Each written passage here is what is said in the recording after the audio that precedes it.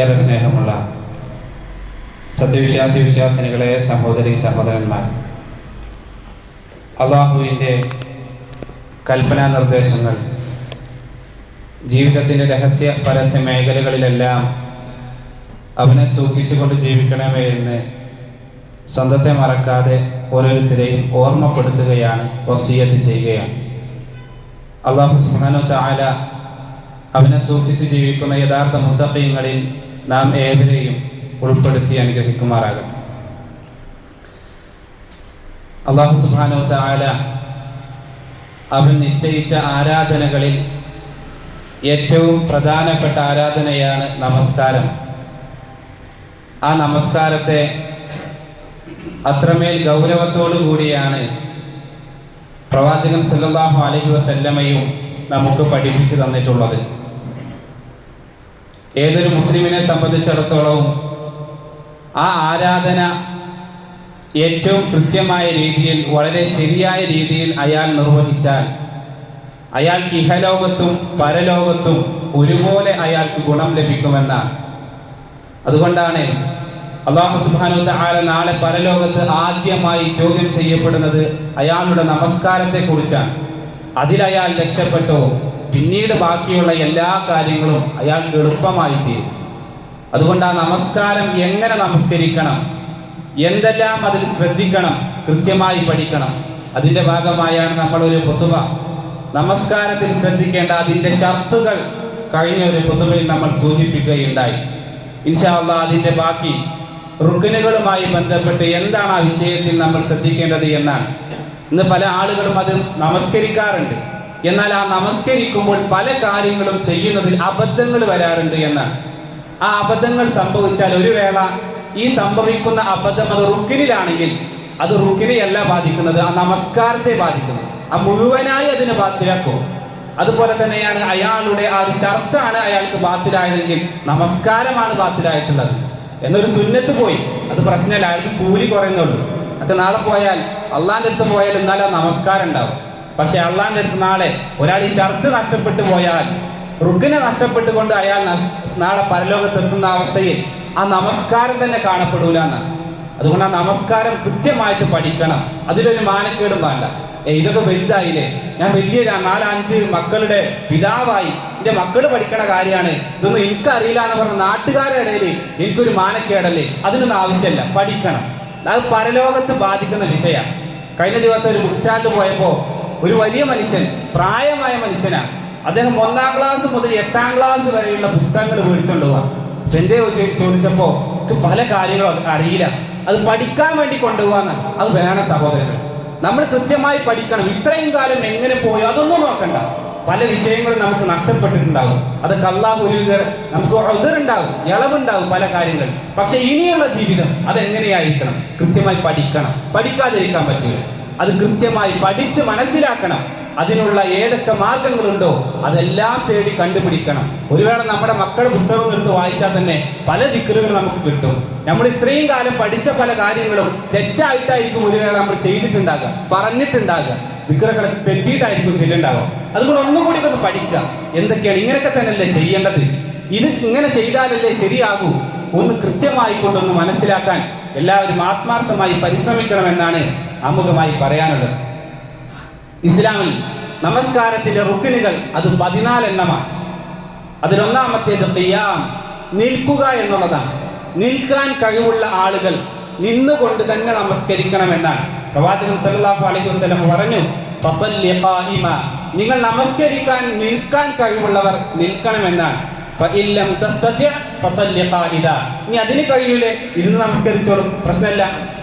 ഇനി അതിന് കഴിയില്ല കിടന്ന് നമസ്കരിച്ചോളും, അതിനും പ്രശ്നമില്ല. ഒരു വേളയിൽ നിങ്ങൾക്ക് നമസ്കാരം ഒഴിവാക്കാനുള്ള ഒരു ഉദറില്ല, ഇളവില്ല എന്നാണ്. അതിനൊരു ഐസിയുലാണ് കിടക്കുന്നതെങ്കിൽ പോലും അയാൾക്ക് ബോധമുണ്ടോ അയാൾ നമസ്കരിക്കണം. കയ്യ അനക്കാൻ സാധിക്കുന്നില്ല എങ്കിൽ മനസ്സുകൊണ്ടെങ്കിലും നിസ്കരിക്കണം എന്നാണ്. ഒരിക്കലും ആ ഒരു നിസ്കാരത്തിന് ഇളവില്ല. അതിൽ പെട്ടതാണ് ഖായിമൻ. ഒന്നാമത്തെ റുക്കിന് നമസ്കരിക്കാൻ നിന്നുകൊണ്ട് നമസ്കരിക്കാൻ സാധിക്കുന്നു, അങ്ങനെ തന്നെ നിസ്കരിക്കണം. പല ആളുകൾ നിസ്കരിക്കാനൊക്കെ നടന്നു വന്നിട്ട് പിന്നെ ഇവിടെ കസേരട്ട് നിസ്കരിക്കുക, അത് പറ്റൂല. ഇങ്ങനെ നിസ്കരിക്കാൻ വരുന്നുണ്ടല്ലോ, എങ്കിൽ കുറെ നേരം നിസ്കരിക്കാൻ അയാൾക്ക് നിന്നുകൊണ്ട് സാധിക്കൂല. എങ്കിൽ അയാൾ കഴിയുന്നത്ര നിൽക്കണം. എത്രയാണോ അയാൾക്ക് കഴിയുന്നത് അത് അത്ര ചെയ്യണം. എന്നിട്ട് സാധിക്കുന്നില്ലേ അയാൾക്ക് ഇരിക്കാം. ചില ആളുകൾക്ക് റുക്കൂ ചെയ്യാനേ പ്രശ്നമുള്ളൂ, സുജൂദ് ചെയ്യാനേ പ്രശ്നമുള്ളൂ, നിൽക്കാൻ പ്രശ്നമൊന്നുമില്ല. എന്നാൽ ആദ്യം മുതലേ ഇരുന്ന് നിസ്കരിക്കാൻ പറ്റും? അത് പറ്റൂല. നിന്നുകൊണ്ട് നിസ്കരിക്കാൻ സാധിക്കുമെങ്കിൽ ആ നിൽക്കുക എന്നുള്ള റുക്കിനെ അത് അങ്ങനെ തന്നെ ചെയ്യണം. ആ റുക്കിനിൽ ഒരിക്കലും നഷ്ടപ്പെടുത്താൻ പാടില്ല എന്നാണ്. അതാണ് ഒന്നാമത്തേത്. പല ആളുകളും രോഗം വരുമ്പോഴൊക്കെ ഈ കാര്യം പ്രത്യേകം അത് മറക്കാറുണ്ട്. ചെയ്യാൻ പാടില്ല. നിൽക്കാൻ സാധിക്കുന്ന സന്ദർഭങ്ങളിൽ നിൽക്കുക തന്നെ വേണമെന്നാണ്. രണ്ടാമത്തെ റുക്കിന് എന്ന് പറയുന്നത് തക്ബീറത്തുൽ ഇഹ്റാമാണ്. തക്ബീറത്തുൽ ഇഹ്റാം, അതുകൊണ്ടാണ് നിസ്കാരം ആരംഭിക്കുക. പ്രവാചകൻ സല്ലല്ലാഹു അലൈഹി വസല്ലമ ഒരു ഹദീസിലൂടെ പറയുന്നതായി കൊണ്ട് കാണാൻ സാധിക്കും, മിഫ്താഹു സ്വലാത്തി അത്ത്ഹൂർ, നിസ്കാരത്തിലേക്ക് പ്രവേശിക്കുക എന്നുള്ളത് അത് ശുദ്ധിയായിക്കൊണ്ടാണ്. മാത്രമല്ല വതഹ്രീമുഹ അത്തക്ബീർ, നിസ്കാരത്തിലേക്ക് പല കാര്യങ്ങളും ഹറാമാക്കപ്പെടുന്നത് അത് തക്ബീർ കൊണ്ട് എന്നാണ്. തക്ബീറത്തുൽ ഇഹ്റാം എന്നുള്ള പേരനെ വരാൻ കാരണം അത്രയും സമയം പലതും ഹലാലായിരുന്നത് ഇനിയുള്ള സമയം അത് ഹറാമാക്കുന്നതാണ്. ഇപ്പൊ തിന്നുക, കുടിക്കുക, ഈ കാര്യങ്ങളൊക്കെ ഹലാലാണ്. പക്ഷെ നിസ്കാരത്തിലേക്ക് ആ തക്ബീറാൻ കെട്ടുന്നതോട് കൂടി എന്ത് ചെയ്യും? അതെല്ലാം ഹറാമാകും. അതുകൊണ്ടാണ് തക്ബീറത്തുൽ ഇഹ്റാം എന്നുള്ള പേര് വന്നത്. മാത്രമല്ല റസൂൽ പറഞ്ഞു വതഹ്ലീലുഹ അത്തസ്ലീം, ഇനി ആ ഹറാമാക്കിയ കാര്യങ്ങളൊക്കെ ഹലാലാകുന്നത് എന്തുകൊണ്ടാണ്? അത്തസ്ലീം, നിസ്കാരം സലാം വീട്ടുന്നതോട് കൂടിയാണ് അതൊക്കെ ഹലാലാകാണ്. നിസ്കാരത്തിലേക്ക് തക്ബീറത്തുൽ ഇഹ്റാമോട് കൂടി ആയിരിക്കണം പ്രവേശിക്കേണ്ടത്. ഇപ്പൊ ചോദിക്കും, എന്താണ് ഈ തക്ബീറത്തുൽ ഇഹ്റാം? പല ആളുകളും ധരിച്ചു വെച്ചിട്ടുള്ളത് കൈ രണ്ടിങ്ങനെ ഉയർത്തി കൈ കെട്ടിയാലാണ് തക്ബീറത്തുൽ ഇഹ്റാം എന്നാണ്. അതല്ല തക്ബീറത്തുൽ ഇഹ്റാം. ഒരാളിങ്ങനെ കെട്ടാതെ നമസ്കരിച്ചാലും ഒരു വേള അയാൾക്ക് കൂലി കുറയുന്നുള്ളൂ, പക്ഷെ അയാൾ നിസ്കാരം ബാത്തിലാകില്ല. പക്ഷെ ചെല്ലേണ്ടത് അയാൾ പറയുകയാണ്, അല്ലാഹു അക്ബർ എന്ന് പറയണം. ഇതിനെയാണ് തക്ബീറത്തുൽ ഇഹ്റാം എന്ന് പറയാം. ചില ആളുകൾ നിസ്കാരത്തിലേക്ക് വരുമ്പോൾ ആ റക്അത്ത് നഷ്ടപ്പെടും എന്നുള്ള ബേജാറിൽ വേഗം വന്നിട്ട് എന്ത് ചെയ്യും? നേരെ റുക്കിലേക്ക് അല്ലാഹു അക്ബർ എന്ന് പോകും. ശരിയല്ല, തക്ബീറത്തുൽ ഇഹ്റാം കിട്ടിയിട്ടില്ല, നിസ്കാരം തന്നെ കിട്ടിയില്ല. നിസ്കാരത്തേക്ക് പ്രവേശിക്കണമെങ്കിൽ തക്ബീറത്തുൽ ഇഹ്റാം അല്ലാഹു അക്ബർ എന്ന പറച്ചിൽ, പിന്നെ അടുത്ത റുക്കുവിലേക്ക് പോകുമ്പോൾ വീണ്ടും അല്ലാഹു അക്ബർ അങ്ങനെ പറയണം. ഞാൻ രണ്ടാമത്തെ റുക്കു പോയാലും പ്രശ്നമില്ല എന്ന് പണ്ഡിതന്മാർ പറയുന്നതാണ്. എങ്കിലും ഒന്നാമത്തെ തക്ബീറത്തുൽ ഇഹ്റാം അത് പോകാൻ പാടില്ല. അത് റുക്കിനാണ്. ആ റുക്കിന് നഷ്ടപ്പെട്ടാൽ ആ നിസ്കാരം തന്നെ ബാത്തിലാകും. ഇനി എങ്ങനെ പറയണം? ചില ആളുകൾ മനസ്സിൽ എന്ത് ചെയ്യും? അല്ലാഹു അക്ബർ മനസ്സിലാണ്, അത് പുറത്ത് കേൾക്കാത്ത രീതി, അത് പറ്റൂല.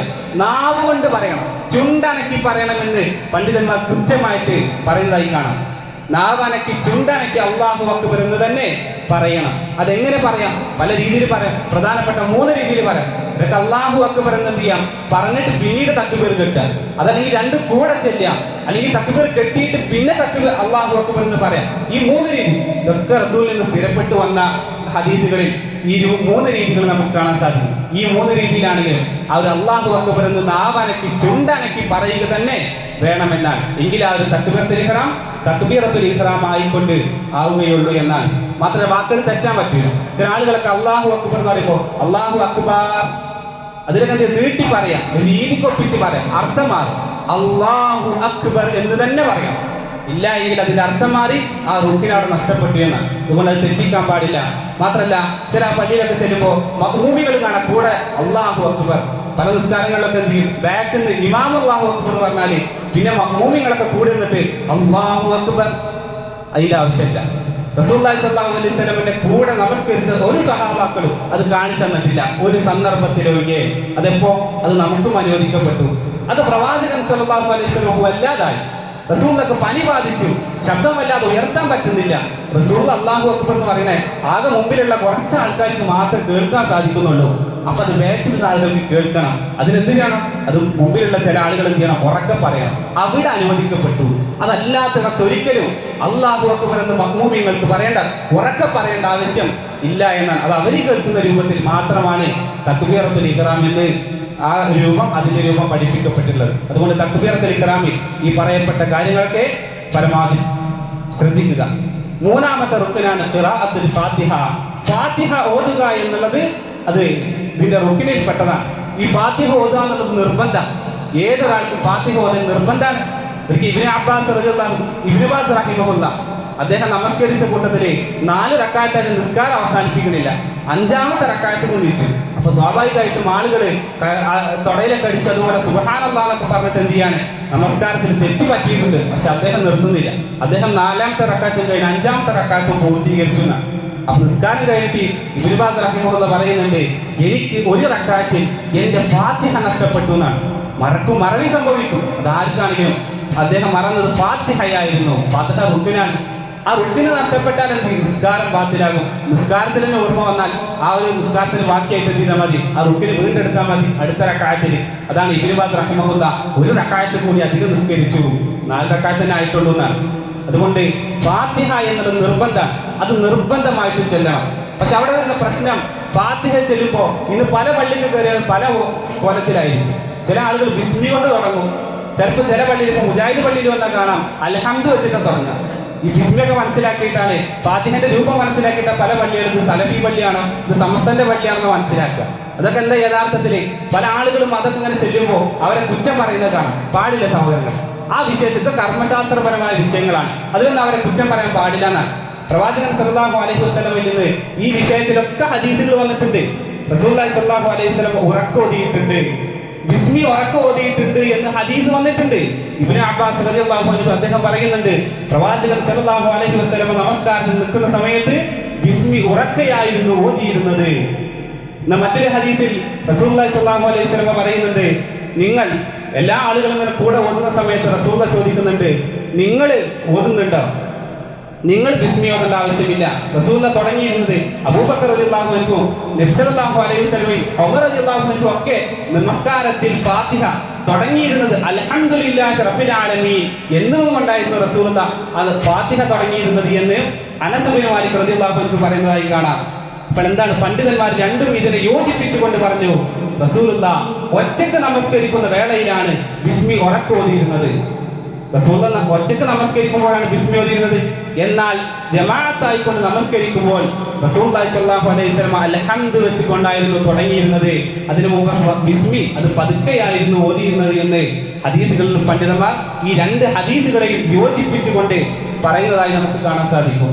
അതുകൊണ്ട് മറ്റോ ചെയ്തത് തെറ്റാണ്, അതിനെ അടിച്ചാക്ഷേപിച്ച് ഇതൊക്കെ ബിദ്അത്താണ് പറയാൻ പാടില്ല സഹോദരൻ. ബിദ്അത്ത് അല്ലാത്തൊരു കാര്യത്തിന് ബിദ്അത്താന്ന് പറയാൻ പാടില്ല. ഒരാൾ ശിർക്ക് ചെയ്യാത്ത ഒരാളെ ശിർക്ക് ചെയ്യുമെന്ന് പറയാൻ പാടില്ല. കുഫ്ർ ചെയ്യാത്ത ഒരാളെ കാഫിറാണെന്ന് പറയാൻ പാടില്ല. ഇതൊന്നും ചെയ്യാൻ പാടില്ല. ചെയ്യാത്തൊരു കാലം അയാളിൽ അടിച്ചേക്ഷിപ്പിക്കുക എന്നുള്ളത് തിരിച്ച് അയാൾക്ക് അത് ഏൽക്കുന്നതാണ്. അതുകൊണ്ട് ഒരിക്കലും നമ്മൾ അത് ചെയ്യാൻ പാടില്ല. ആ ഫാത്തിഹ ഓതുക എന്നുള്ളത് അത് നിർബന്ധമാണ്. ബിസ്മി ഓതുക എന്നുള്ളത് അത് ജമാഅത്തായി നമസ്കരിക്കുമ്പോൾ ബിസ്മി പതുക്കായിക്കൊണ്ട് അൽഹംദു മുതൽ തുടങ്ങാൻ നല്ലത്. ബാക്കിയൊക്കെ അതേപോലെ തന്നെ ഓതുക എന്നുള്ളതാണ് ഏറ്റവും ശരിയായ മാർഗമായി കൊണ്ട് മനസ്സിലാക്കാൻ സാധിക്കുന്നത്. ഇനി മാത്രമല്ല, പലപ്പോഴും പല ആളുകൾക്കുള്ള സംശയമാണ്, ഇമാമ് നിൽക്കുന്ന സമയത്ത് മഅ്മൂമിങ്ങൾ ഈ ഫാത്തിഹ ഓതണോ എന്നുള്ള കാര്യം. അത് പലപ്പോഴും 3 രീതിയിലാണ് പണ്ഡിതന്മാർ അതിനെ വ്യാഖ്യാനിച്ചിട്ടുള്ളത്. മഅ്മൂം എപ്പോഴും ഓതണം, അത് ഇമാമാണെങ്കിലും ഒറ്റക്കാണെങ്കിലും എപ്പോഴാണെങ്കിലും ഫാത്തിഹ മുഴുവൻ ഓതണം. അത് ചില പണ്ഡിതന്മാർ അങ്ങനെ തന്നെ പറഞ്ഞു. റസൂലുള്ളാഹി സ്വല്ലല്ലാഹു അലൈഹി വസല്ലം എന്ന് പറഞ്ഞു, നിങ്ങൾ ഏത് നമസ്കാരത്തിലാണെങ്കിലും ആ ഫാത്തിഹ ഇല്ല എങ്കിൽ നിങ്ങളുടെ നിസ്കാരം നഷ്ടപ്പെട്ടു. അതുകൊണ്ട് അതനുസരിച്ച് ആ ഹദീസ് വെച്ചിട്ട് പണ്ഡിതന്മാർ പറഞ്ഞു, ഫാത്തിഹ ഓതാത്തവർക്ക് നമസ്കാരമില്ല. രണ്ടാമത്തെ അഭിപ്രായം, ഏത് നിസ്കാരത്തിലാണെങ്കിലും എന്ത് ചെയ്യേണ്ട ആവശ്യമില്ല, ഫാത്തിഹ ഓതണ്ട. അതിനെന്താ അവർ തെളിവിച്ചത്? നബി സല്ലല്ലാഹു അലൈഹി വസല്ലം പറഞ്ഞു, ഇമാം എന്തെല്ലാം ചെയ്യുന്നോ അതെല്ലാം മഅ്മൂമിനുള്ളതാണ്, അതുകൊണ്ട് ഫാത്തിഹ ഓതേണ്ട ആവശ്യമില്ല. എന്നാൽ മൂന്നാമതൊരു അഭിപ്രായം പണ്ഡിതന്മാർക്കിടയിൽ, ഉറക്കെ ഓതുന്ന നമസ്കാരമാണെങ്കിൽ ഇശാ പോലെ മഗ്രിബ് പോലെ സുബ്ഹി പോലെ നമസ്കാരത്തിൽ അതിൽ ഇമാമിങ്ങൾ എന്ത് ചെയ്യേണ്ട, മഅ്മൂമിങ്ങൾ ഫാത്തിഹ ഓതേണ്ട ആവശ്യമില്ല. കാരണം അതിനൊരു ആയത്താണ് തെളിവ് കൊടുക്കുന്നത്, വഇദാ ഖുരിഅ അലൈഹിമുൽ ഖുർആൻ ഫസ്തമിഉ ലഹു ലഅല്ലഹും തുർഹമൂൻ. നിങ്ങൾ ആ ഖുർആൻ പാരായണം കേട്ടാൽ നിങ്ങൾ അത് ശ്രദ്ധിച്ച് കേൾക്കണമെന്നാണ് പ്രവാചകൻ അല്ലാഹു സുബ്ഹാനഹു വ തആല പറഞ്ഞിട്ടുള്ളത്. അതുകൊണ്ട് ഇമാം ഓതുന്ന സമയത്ത് നിങ്ങൾ ഓതേണ്ട ആവശ്യമില്ല എന്നാണ് മറ്റു ചില പണ്ഡിതന്മാർ പറഞ്ഞിട്ടുള്ളത്. എന്നാൽ രഹസ്യമായിട്ട് പതുക്കെ ഓതുന്ന നിസ്കാരത്തിൽ എല്ലാവരും ഓതണം. ഇതാണ് മൂന്നാമത്തെ അഭിപ്രായം. ഇതിലേറ്റവും ശരിയായ അഭിപ്രായം, ഈ ആയത്തറിയുന്ന ഈ ഹദീസുകളെല്ലാം മനഃപ്പാടമുള്ള ഇബ്നു അബ്ബാസ് റളിയല്ലാഹു അൻഹു പറഞ്ഞ അഭിപ്രായമാണ് ശരിയായ അഭിപ്രായം. റസൂലുള്ളാഹി സ്വല്ലല്ലാഹു അലൈഹി വസല്ലം പറഞ്ഞ മറ്റൊരു ഹദീസ് കൂടി അതിന് തെളിവ് അദ്ദേഹം പറയുന്നുണ്ട്. ഒരിക്കൽ റസൂലുള്ളാഹി സ്വല്ലല്ലാഹു അലൈഹി വസല്ലം ചോദിക്കുക, നബി ഇങ്ങനെ ഖുർആൻ പാരായണം ചെയ്യുന്ന കൂട്ടത്തില് ബാക്കിൽ നിന്ന് കുറെ ആളുകൾ ഖുർആൻ പാരായണം ചെയ്യുന്നതായിട്ട് കേൾക്കുക. അപ്പൊ റസൂലുള്ളാഹി സ്വല്ലല്ലാഹു അലൈഹി വസല്ലം നമസ്കാരത്തിന് ശേഷം റസൂലുള്ളാഹി ചോദിക്കുന്നുണ്ട്, നിങ്ങളും എന്റെ കൂടെ പാരായണം ചെയ്യുന്നുണ്ടോ? അപ്പൊ റസൂലിനോട് സഹാബാക്കൾ പറഞ്ഞു, നഅം യാ റസൂലല്ലാഹ്, റസൂലേ ഞങ്ങളും ചൊല്ലുന്നുണ്ട്. അപ്പൊ റസൂലുള്ളാഹി പറഞ്ഞു, നിങ്ങൾ അങ്ങനെ ചെയ്യരുത്. ഫാത്തിഹ ഒഴികെ, ഫാത്തിഹ അല്ലാത്ത ബാക്കിയുള്ള സൂറത്തൊന്നും എന്റെ കൂടെ നിങ്ങൾ പാരായണം ചെയ്യരുത് എന്ന് റസൂലുള്ളാഹി സ്വല്ലല്ലാഹു അലൈഹി വസല്ലം അവർക്ക് പറഞ്ഞു കൊടുത്തു എന്നാണ്. അതുകൊണ്ട് ഫാത്തിഹ എന്ത് ചെയ്യാം, ഫാത്തിഹ അല്ലാത്ത ബാക്കിയുള്ള സൂറത്ത് കൂടെ ഓതാൻ പാടില്ല, എന്നാൽ ആ ഫാത്തിഹ ഓതുക തന്നെ വേണമെന്നാണ് ഇബ്നു അബ്ബാസ് റളിയല്ലാഹു അൻഹുവിന്റെ അഭിപ്രായം. ആ ഫാത്തിഹ നിങ്ങൾ അത് ഇമാമിന്റെ കൂടെയാണെങ്കിലും ഒറ്റക്കാണെങ്കിലും ഉറപ്പായിക്കൊണ്ട് ഓതണം എന്നുള്ളതാണ് ശരിയായ രൂപമായി കൊണ്ട് മനസ്സിലാക്കാൻ സാധിക്കുന്നത്. നാലാമത്തെ റുക്കിനാണ് റുകൂഅ്. ഫാത്തിഹ ഓതിക്കഴിഞ്ഞാൽ പിന്നെ നമസ്കാരം ബാക്കിയുള്ള ചെറിയ സൂറത്തുകൾ ഓതലൊക്കെ ഉണ്ട്, അതൊക്കെ സുന്നത്തിൽപ്പെട്ടതാണ്. എന്നാൽ പിന്നീടുള്ള റുക്ൻ എന്ന് പറയുന്നത് അത് റുകൂഅ് ആണ്. റസൂലുള്ളാഹി സ്വല്ലല്ലാഹു അലൈഹി വസല്ലം പറഞ്ഞു, ഇർക ഹത്താ തത്മഇന്ന റാക്കിഅ, നിങ്ങൾ ആ റുകൂഅ് ചെയ്യുക, അതിലൊരു തുമഇനീനത്ത് അടക്കമുണ്ടാകുന്നത് വരെ നിങ്ങൾ ആ റുകൂഅ് ചെയ്യാനാണ്. അതാണ് നാലാമത്തെ റുക്കിനായി കൊണ്ട് പഠിപ്പിക്കപ്പെട്ടിട്ടുള്ളത്. അപ്പൊ ഏതാണ് റുകൂഅ്? റുകൂഇന്റെ ഏറ്റവും മിനിമമായ രൂപം എന്ന് പറഞ്ഞാൽ നമ്മുടെ കൈകൾ ആ ഒരു മുട്ടിലേക്ക് പിടിക്കാനുള്ള ഒരു മിനിമം കുനിയലുണ്ട്, അതാണ് അതിന്റെ മിനിമം. ഒരു ചെറിയ ചെരിവ് മതി, നമ്മുടെ കൈകൾ മുട്ടിലേക്ക് എത്താൻ എത്ര കുനിയണമോ അതാണ് അതിന്റെ മിനിമം രൂപം. അതെങ്കിലും കുനിയണം, എങ്കിലേ അത് റുകൂഅ് ആയിക്കൊണ്ട് പരിഗണിക്കപ്പെടുകയുള്ളൂ. അതിന്റെ പൂർണ്ണമായ രൂപം അതാണ് നബി സല്ലല്ലാഹു അലൈഹി വസല്ലം ചെയ്തത്. സാധാരണ പണ്ഡിതന്മാരൊക്കെ പറഞ്ഞത്, റസൂലുള്ളാഹി അങ്ങനെ ആ റുകൂഅ് ചെയ്താൽ അതിന്റെ മുകളിൽ ഒരു വെള്ളം ഒഴിച്ചു വെച്ചാൽ ആ വെള്ളം തീര അപ്പുറത്തേക്ക് പോകില്ല, അവിടെ നിന്ന് നിൽക്കും. അത്രയും സ്റ്റഡി ആയിക്കൊണ്ട് ഒരു ഇഅ്തിദാൽ അവിടെയെല്ലാം സമമാക്കിക്കൊണ്ടായിരുന്നു റസൂലുള്ളാഹി റുകൂഅ് ചെയ്യുന്നത്. അതാണ് അതിന്റെ പൂർണ്ണമായ രൂപം. എങ്കിലും ഒരു മിനിമം രൂപം എന്ന് പറഞ്ഞാൽ അതിലേക്ക് നമ്മളെ മുട്ടിലേക്ക് കൈകൾ എത്തുന്ന രൂപമെങ്കിലും നമുക്കുണ്ടാകണമെന്നാണ്. മാത്രമല്ല കൈകൾ മുട്ടിൽ പിടിക്കുമ്പോൾ വിടർത്തിക്കൊണ്ട് അവിടെ പതിപ്പിച്ച് പിടിക്കണമെന്നാണ് അതിൽ കൃത്യമായ ഹദീസുകൾ മനസ്സിലാക്കി പഠിപ്പിക്കപ്പെട്ടിട്ടുള്ളത്. എന്നാൽ ഈ റുകൂഇന്റെ വിഷയത്തിൽ പലപ്പോഴും നമുക്കൊരു ഇഷ്കാലുണ്ടാകുന്ന ഒരു വിഷയം, പലപ്പോഴും ഈ നമസ്കാരത്തിലേക്ക് പിന്തി വരുമ്പോഴാണ്. പിന്തി വന്നുകൊണ്ട് നമസ്കാരം ആ റുകൂഇലാണ് ഇമാമെങ്കിൽ അതിന്റെ കൂടെ ചേർന്നാൽ എന്ത് ചെയ്യും, റക്അത്ത് ലഭിക്കും. റസൂലുള്ളാഹി സ്വല്ലല്ലാഹു അലൈഹി വസല്ലം പറഞ്ഞു, ആർക്കെങ്കിലും റുകൂഅ് ലഭിച്ചാൽ ആ ഇമാമിന്റെ റക്അത്ത് ലഭിച്ചു എന്നാണ്. എന്നാൽ റുകൂഇലേക്ക് വരുമ്പോൾ പലപ്പോഴും പല രീതിയിലേക്കാണ്.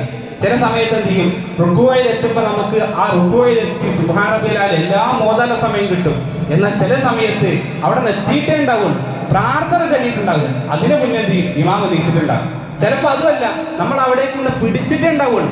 ആ സമയത്ത് അഖല്ലു റുകൂഅ് എന്ന് പറയും, അതിന്റെ ഏറ്റവും കുറഞ്ഞ രൂപം, അവിടെ എത്തിയിട്ടേ ഉണ്ടാവുള്ളൂ. അപ്പത്തിന് ഇമാം എണീക്കുന്ന അവസ്ഥ. ഇതിലേത് അവസ്ഥയിലാണ് നമുക്ക് റുകൂഅ് ലഭിക്കുക? പണ്ഡിതന്മാർ സൂചിപ്പിച്ചു, ഹദീസുകളുടെ അടിസ്ഥാനത്തിൽ പണ്ഡിതന്മാർ സൂചിപ്പിച്ചതാണ് അഖല്ലു റുകൂഅ്. നമ്മൾ ആ റുകൂഇലേക്ക് എത്തി അതിന്റെ ഏറ്റവും കുറഞ്ഞ രൂപത്തിലെങ്കിലും നമുക്ക് ലഭിച്ചാൽ, ഇമാമിന്റെ കൂടെ ലഭിച്ചാൽ റുകൂഅ് ലഭിച്ചു എന്ന ആ രൂപത്തിലെങ്കിലും റുകൂഅ് ലഭിച്ചാലേ നമുക്ക് ആ റക്അത്ത് ലഭിച്ചു എന്ന് പണ്ഡിതന്മാർ പറയുന്നതായി കൊണ്ട് കാണാൻ സാധിക്കും. അതാണ് റുകൂഉമായി ബന്ധപ്പെട്ട് പ്രധാനമായി പറയാനുള്ളത്. അഞ്ചാമത്തെ റുക്ന് ഇഅ്തിദാൽ. റസൂലുള്ളാഹി സ്വല്ലല്ലാഹു അലൈഹി വസല്ലം പറഞ്ഞു, ഇർഫ ഹത്താ തത്മഇന്ന റാഫിഅ, നിങ്ങൾ ആ റുകൂഇൽ നിന്ന് ഏറ്റവും ശരിയായ രൂപത്തിലേക്ക് നിങ്ങൾ ഉയർന്ന് തുമഇനീനത്തോടു കൂടി അവിടെ നിൽക്കണം എന്നാണ്.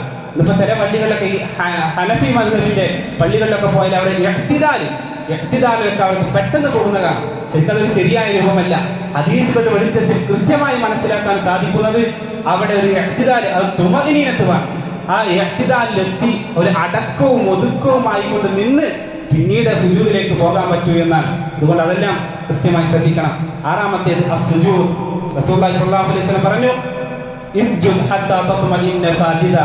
ആ സുജൂദിലേക്ക് തത്മഇന്ന്, ആ ഒരു തുമഇനീനത്തോടു കൂടി സുജൂദിൽ ശാന്തമായി ഒന്ന് ഇരിക്കണം. എങ്ങനെ സുജൂദ് ചെയ്യണം? റസൂലുള്ളാഹി സ്വല്ലല്ലാഹു അലൈഹി വസല്ലം പറഞ്ഞു, 7 അവയവങ്ങളിലായിക്കൊണ്ട് നിങ്ങൾ സുജൂദ് ചെയ്യണമെന്നാണ്. പ്രവാചകൻ സല്ലല്ലാഹു അലൈഹി വസല്ലം പറഞ്ഞു, ഉമിർതു അൻ അസ്ജുദ അലാ സബ്അത്തി അഅ്ദമി, 7 അവയവങ്ങളിലായിക്കൊണ്ട് എന്നോട് സുജൂദ് ചെയ്യാൻ കൽപ്പിക്കപ്പെട്ടു എന്നാണ്. ഒന്നാമത്തേത് അലാ ജബ്ഹത്തി, നെറ്റി മുട്ടണം. ആ സുജൂദാകണമെങ്കിൽ നെറ്റി നിലത്ത് മുട്ടണമെന്നാണ്. പിന്നെ പ്രവാചകൻ കാണിച്ചത് അൻഫിഹി, തന്റെ മൂക്കിലേക്കാണ് എന്നാണ്. വലിയതൈ, 2 കൈകൾ, 2 കൈപ്പത്തികൾ അത് നിലത്ത് മുട്ടണം. വറുക്കുബത്തൈ, 2 കാൽമുട്ടുകൾ അതും നിലത്ത് മുട്ടണം. വഅത്റാഫിൽ ഖദമൈൻ, കാൽപാദങ്ങളുടെ 2 അറ്റങ്ങൾ, 2 കാലിലെയും പാദങ്ങളുടെ അറ്റങ്ങൾ അത് നിലത്ത് മുട്ടണം. ഇതിനെയാണ് സുജൂദ് എന്ന് പറയുന്നത്. ഈ 7 അവയവങ്ങളും സുജൂദിൽ മുട്ടിയാലേ അത് സുജൂദാവുകയുള്ളൂ. ഒരാൾ സുജൂദിൽ ഇങ്ങനെ കാല് പൊക്കിയാലോ, അയാൾ കാലിങ്ങനെ പൊക്കിയിട്ട സുജൂദ്, അത് സുജൂദ് ആയിട്ടില്ല. അയാൾ റുക്ന് നഷ്ടപ്പെട്ടു, സുജൂദ് നഷ്ടപ്പെട്ടു, നമസ്കാരം തന്നെ ബാത്തിലായി എന്നാണ്. അതുകൊണ്ട് അത് അറിഞ്ഞുകൊണ്ട് ഒരാൾ ആ കാര്യം ചെയ്യാൻ പാടില്ല. ആ സുജൂദാകണമെങ്കിൽ പറയപ്പെട്ട അവയവങ്ങളെല്ലാം അതിൽ കൃത്യമായി കൊണ്ട് എത്തണമെന്നാണ്. മാത്രമല്ല, ചില ആളുകൾ സുജൂദിലൊക്കെ ചെയ്യുന്ന സമയത്ത് സുജൂദിന്റെ കൈപ്പത്തികളാണ് നിലത്ത് വരേണ്ടത്. ഈ കൈകൾ അത് വിട്ടുവെക്കണം. മാത്രമല്ല, കൈകൾ വെക്കേണ്ട രൂപം ഇത് ചെവിക്ക് താഴെയായി വെക്കാം. ഹദീസുകൾ കാണാം, റസൂലുള്ളാഹി ചില സമയത്ത് ചെവിയുടെ നേരെ അടിയിലായിക്കൊണ്ട് കൈപ്പത്തി വെച്ചു. അതല്ലെങ്കിൽ രണ്ട് ചുമലുകൾക്ക് അടിയിലായിക്കൊണ്ട് റസൂലുള്ളാഹി കൈപ്പത്തികൾ വെച്ചു എന്ന് കാണാം. അതും ചേർത്ത് വെക്കാൻ, കൈകൾ ചേർത്ത് വെക്കാൻ പാടില്ല. ശരീരത്തോട് ചേർത്ത് കൊണ്ട് കൈകൾ വെക്കുക, അത് പാടില്ല. റസൂലുള്ളാഹി വിടർത്തി വെച്ചിരുന്നു എന്നാൽ ഹദീസിൽ കാണാം, റസൂലുള്ളാഹി അങ്ങനെ കൈവച്ചാൽ അതിന്റെ ഉള്ളിലൂടെ ഒരു കുട്ടി, ചെറിയ കുട്ടിക്ക് കടന്നു പോകാനുള്ള ഒരു ഗ്യാപ്പ് ഉണ്ടായിരുന്നു എന്നാൽ ഒറ്റക്കൊക്കെ നിസ്കരിക്കുന്ന സമയത്ത് നമുക്ക് അതിന് സാധിക്കും. ജമാഅത്തായിക്കൊണ്ട് നമസ്കരിക്കുമ്പോൾ വിടർത്തി വെച്ച് അത് അടുത്തുള്ള ആളുകൾക്ക് ഒരു പ്രയാസമായിരിക്കും. അത് ചെയ്യാൻ പാടില്ല. എത്രത്തോളം നമുക്ക് ചെയ്യാൻ സാധിക്കുന്നോ അത്രത്തോളം കൈ വിടർത്തി ശരീരത്തിൽ നിന്ന് അകറ്റി ചെവിയോടോ അല്ലെങ്കിൽ നമ്മുടെ ചുമലിനോടോ അടിയിലായിക്കൊണ്ട് കൈകൾ കൂട്ടി വെക്കണമെന്നാണ് സുജൂദിന്റെ രൂപമായിക്കൊണ്ട് പഠിപ്പിക്കപ്പെട്ടിട്ടുള്ളത്. എന്നാൽ ആ കൈപ്പത്തികൾ, കൈപ്പത്തിയല്ലാത്ത കൈകൾ അത് നിലത്ത് കടത്തി വെക്കുക എന്നുള്ളത് പ്രവാചകൻ സല്ലല്ലാഹു അലൈഹി വസല്ലം പ്രത്യേകം വിലക്കിയിട്ടുള്ള കാര്യമാണ്. നായകൾ കിടക്കും പോലെ നിങ്ങൾ കിടക്കരുത് എന്ന് പ്രവാചകൻ സല്ലല്ലാഹു അലൈഹി വസല്ലം പഠിപ്പിച്ചതാണ്. അതുകൊണ്ട് ആ രൂപത്തിലുള്ള സുജൂദുകൾ അത് പ്രത്യേകം നമ്മൾ ഒഴിവാക്കേണ്ടതാണ്. ഏഴാമത്തേതായിക്കൊണ്ട് റഫ്അ മിൻഹു, ആ സുജൂദിൽ നിന്ന് എഴുന്നേൽക്കുക, ആ ഇരുത്തത്തിന് വേണ്ടി എഴുന്നേൽക്കുക എന്നുള്ളതാണ് ഏഴാമത്തെ റുക്ന്. എട്ടാമതായിക്കൊണ്ട് ജൽസത്തും ബൈന സജദതൈൻ, രണ്ട് സുജൂദുകൾക്കിടയിലുള്ള ഇരുത്തം, ആ ഇരുത്തം അത് അടുത്ത റുക്നാണ്. ആ ഇരുത്തത്തിൽ പ്രത്യേകമായി കൊണ്ടുള്ള ഇരുത്തം പ്രവാചകൻ സല്ലല്ലാഹു അലൈഹി വസല്ലം പഠിപ്പിച്ചിട്ടുണ്ട്. ഒന്ന് ഇഫ്തിറാഷിന്റെ ഇരുത്താൻ, വലത്തെ കാലിൽ നാട്ടി വെച്ചുകൊണ്ട് മറ്റേ കാലിൽ എന്ത് ചെയ്യുക, ഇടത്തെ കാലിൽ ഇരിക്കുക. ഇതാണ് ഇഫ്തിറാഷിന്റെ ഇരുത്തം. എന്നാൽ പ്രവാചകന്റെ സുന്നത്തായ മറ്റൊരു ഇരുത്തുണ്ട്, രണ്ട് കാലുകളും നാട്ടി വെക്കുക. രണ്ട് കാലുകളും നാട്ടി വെച്ചുകൊണ്ട്, പല ആളുകളും ക്രോസ് ആയിക്കൊണ്ട് വെക്കും, അത് ചെയ്യാൻ പാടില്ല. രണ്ട് കാലും ക്രോസ് ആയി വെച്ചുകൊണ്ട് അതിന് ഇരിക്കുക, അത് പാടില്ല. എന്നാൽ രണ്ട് കൈകളും കാലുകളും അത് നാട്ടി വെച്ചുകൊണ്ട് അതിന്മേൽ ഇരിക്കുക എന്നുള്ളത് ഇബ്നു അബ്ബാസ് റളിയല്ലാഹു അൻഹുവിനോട് ചോദിക്കുന്നുണ്ട്, റസൂല് ഈ എന്ന് പറയും ഇരുത്തം, ഈ ഇരുത്തത്തെ എങ്ങനെയാണ് പ്രവാചകൻ സല്ലല്ലാഹു അലൈഹി വസല്ലം എങ്ങനെ ഇരുന്നിരുന്നോ ചോദിക്കുമ്പോൾ അദ്ദേഹം പറയുന്നുണ്ട്, വഹിയ സുന്ന, അത് സുന്നത്തിൽപ്പെട്ടതാണ്. ആ ഇരുത്തം അത് പറ്റുന്നതാണ്. പ്രവാചകൻ അങ്ങനെ ഇരുന്നിരുന്നു എന്ന് കാണാൻ സാധിക്കും. എന്നാൽ പ്രവാചകൻ വിലക്കിയ ഒരു ഇരുത്തമുണ്ട്, ശൈത്താനിന്റെ ഇരുത്തം എന്ന് പറഞ്ഞ ഇരുത്തമുണ്ട്. ഇത് പലപ്പോഴും ചില കുട്ടികളിലൊക്കെ കാണും. ചിലപ്പോൾ എന്ത് ചെയ്യും, രണ്ട് കാലുകളും വിടർത്തിക്കൊണ്ട് അതിനിടയിലായിട്ട് ഇരിക്കുക, രണ്ട് കാലുകൾ അല്പം വിടർത്തിക്കൊണ്ട് അതിന്റെ ഇടയിൽ ഇരിക്കുക. അപ്പൊ കുട്ടികളൊക്കെ അതിങ്ങനെ ഇരിക്കണ കാണുമ്പോ നിസ്കാരത്തിലേക്ക് ഓൽക്കൊരു കളി തമാശയിക്കാൻ. അപ്പൊ പാരന്റ്സ് ഇത് പറഞ്ഞു കൊടുക്കണം, ഇങ്ങനെ ഇരിക്കാൻ പാടില്ല, ഇത് റസൂലിന്റെ വിലക്കിയ ഇരുത്താണ്, ഇങ്ങനെയാണ് ഇരിക്കണമെന്ന് നമ്മൾ കൃത്യമായി കൊണ്ട് പഠിപ്പിച്ചു കൊടുക്കണം. അത് റസൂലിന്റെ വിലക്കിയതാണ് എന്ന് കൃത്യമായി മനസ്സിലാക്കുക. അതുപോലെ തന്നെയാണ് കൈകൾ വെക്കേണ്ടത്, മുട്ടിനടുത്തായി കൊണ്ട് വെക്കുക. അതുപോലെ തന്നെ മറ്റൊരു രൂപം, മുട്ടിന്മേക്ക് ഒരല്പം ഇറക്കിക്കൊണ്ട് വെക്കുക. ഇത് രണ്ടും പ്രവാചകൻ സല്ലല്ലാഹു അലൈഹി വസല്ലം പഠിപ്പിക്കപ്പെട്ട രൂപമാണ് എന്ന് കൃത്യമായി മനസ്സിലാക്കുക. അല്ലാഹു സുബ്ഹാനഹു വ തആല എല്ലാ കാര്യങ്ങളെയും കൃത്യമായി കൊണ്ട് മനസ്സിലാക്കാൻ നമുക്ക് തൗഫീഖ് നൽകി അനുഗ്രഹിക്കുമാറാകട്ടെ.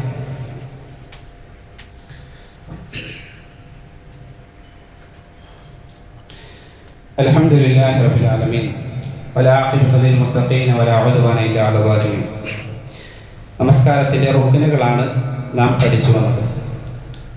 അടുത്തതായി 9ാമത്തെ റുക്ന് ജൽസത്തുൽ ലിതശഹുദിൽ അഖീറ, അവസാനത്തെ തശഹുദിന് വേണ്ടി ഒരാൾ ഇരിക്കുക, അതിനു വേണ്ടി ഇരിക്കുക, ഇരുന്നു കൊണ്ട് തന്നെ ആ തശഹുദ് ചെയ്യണം.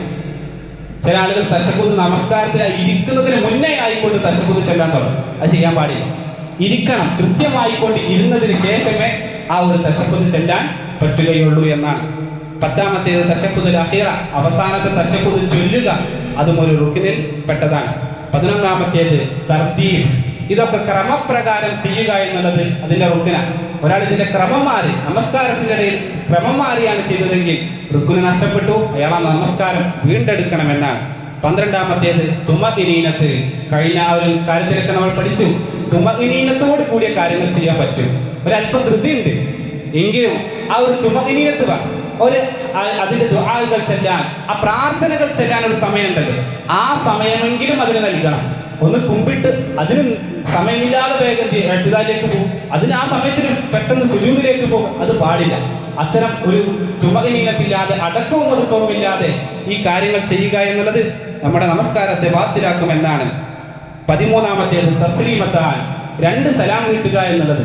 2 സലാം വീട്ടുക എന്നുള്ളത് പ്രത്യേകം പലപ്പോഴും പ്രശ്നം വരുന്ന ഒരു കാര്യം ഇമാമിന്റെ കൂടെ സലാം വീട്ടുമ്പോഴാണ്. ഇമാം 2 സലാം വീട്ടുമ്പോഴേ ഇമാമിന്റെ നമസ്കാരം പൂർത്തിയാവുകയുള്ളൂ. എന്നാൽ പിന്തി തുടരുന്ന ആളുകൾ ഉണ്ടാവും. ഇവരെന്ത് ചെയ്യും? 1 സലാം വീട്ടുന്ന ഉടനെ നമസ്കരിച്ച് നീച്ച് അടുത്ത റക്അത്തിലേക്ക് ബാക്കി പൂർത്തീകരിക്കേണ്ട റക്അത്ത് അതിനുവേണ്ടി എണീക്കും. യഥാർത്ഥത്തിൽ അവിടെ ആ ഇമാമിനെ ഞാനതാ ഇവിടെ വെച്ചിട്ട് അവസാനിപ്പിക്കുന്നു എന്ന് പറഞ്ഞിട്ടാണ് യഥാർത്ഥത്തിൽ അടുത്ത റക്അത്തിലേക്ക് കടക്കുന്നത്. അത് യഥാർത്ഥം ശരിയല്ല. 2 റക്അത്തും ആ 2 തസ്ലീമുകളും സലാം വീട്ടലും പൂർത്തിയായതിനു ശേഷമേ നമ്മൾ ആ ഒരു അടുത്ത ബാക്കിയുള്ള റക്അത്തുകൾ പൂർത്തീകരിക്കാൻ പറ്റുകയുള്ളൂ. ഇല്ല എങ്കിൽ നമ്മൾ ഇമാമിൽ നിന്ന് വേർപെട്ടു പോവുകയാണ് ചെയ്യുന്നത് എന്ന് കൃത്യമായി കൊണ്ട് മനസ്സിലാക്കണം. അവസാനമായി 14-ാമത്തെ റുക്നായിക്കൊണ്ട് പഠിപ്പിക്കപ്പെട്ടത് സ്വലാത്തുൽ ഇബ്രാഹിമിയ്യ, ഇബ്രാഹിമിയ്യ സ്വലാത്ത് ചൊല്ലുക എന്നുള്ളതാണ്. അല്ലാഹുമ്മ സ്വല്ലി അലാ മുഹമ്മദ് എന്ന് പറയുന്ന നബി സല്ലല്ലാഹു അലൈഹി വസല്ലമക്ക് വേണ്ടിയിട്ടുള്ള ആ പ്രാർത്ഥന ചൊല്ലുക എന്നുള്ളത് അത് റുക്നിൽ പെട്ടതാണ്. അതില്ല എങ്കിൽ നമസ്കാരം ബാത്തിലാകും. ഇത് പ്രത്യേകം ശ്രദ്ധിക്കേണ്ടത്, നമസ്കാരത്തിൽ ഫർളെന്നോ സുന്നത്തെന്നോ ഒരു വ്യത്യാസമില്ല. ഫർളിൽ എന്തൊക്കെ പറയപ്പെട്ട് അതൊക്കെ സുന്നത്തിലും ബാധകമാണ്. അതിന് പ്രത്യേക ഒരു വ്യത്യാസമൊന്നുമില്ല. വ്യത്യാസം വരുന്ന കാര്യം ഒരു ഖിയാമിന് മാത്രം വ്യത്യാസം. നിന്നുകൊണ്ട് നമസ്കരിക്കണം എന്നുള്ളത് വാജിബായ നിസ്കാരത്തിന്റെ റുക്കിനാണ്. എന്നാൽ സുന്നത്ത് നമസ്കാരത്തിൽ അയാൾക്ക് നിൽക്കാൻ ശേഷിയുണ്ട് എങ്കിലും ഇരുന്ന് നമസ്കരിക്കാം. പ്രവാചകൻ സല്ലല്ലാഹു അലൈഹി വസല്ലം വാഹനപ്പുറത്തിരുന്ന് നമസ്കരിച്ചിരുന്നു എന്നാണ് സുന്നത്ത് നിസ്കാരങ്ങൾ.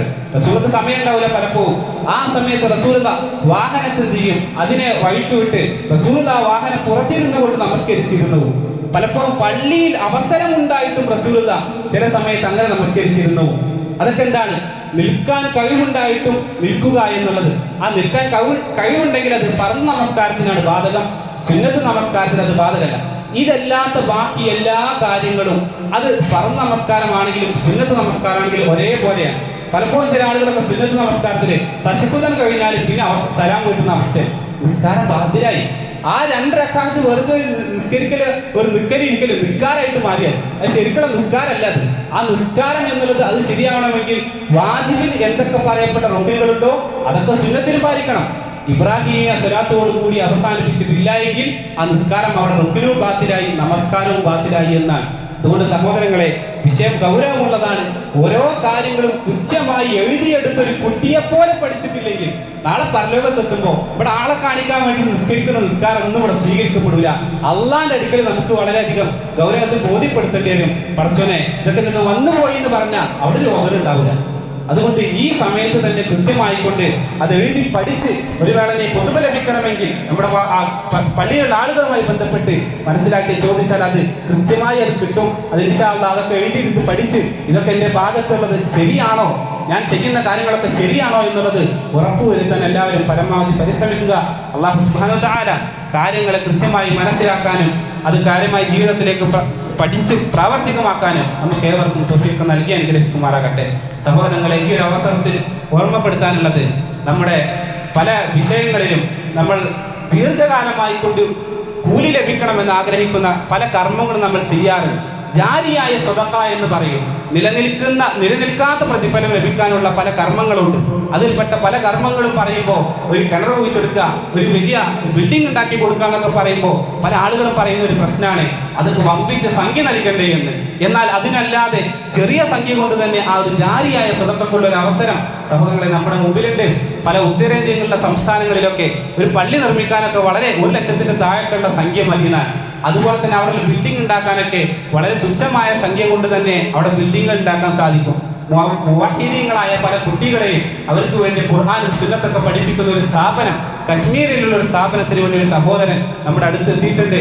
അദ്ദേഹത്തിന്റെ അവിടെ പല കുട്ടികളും പല ഖുറാഫാത്തുകളും ഖബറുമായി ബന്ധപ്പെട്ടൊക്കെ നിൽക്കുന്ന പല ശിർക്കും കുഫ്റൊക്കെ ചെയ്യുന്ന ആളുകൾ, അവരുടെ ഇടയിൽ നിന്ന് മുവഹിദീങ്ങളായ പല കുട്ടികളും പഠിച്ചിറങ്ങുമ്പോൾ ആ പഠിച്ചിറങ്ങുന്ന കുട്ടികൾക്കുള്ള ചെലവ്, അവർ പാവപ്പെട്ട ആളുകളാണ്, അവർക്ക് വേണ്ടിയുള്ള ചെലവ്, അതിന് ആവശ്യമായ സംഖ്യ ആവശ്യപ്പെട്ട് ഒരു സഹോദരൻ ഇവിടെ എത്തിയിട്ടുണ്ട്.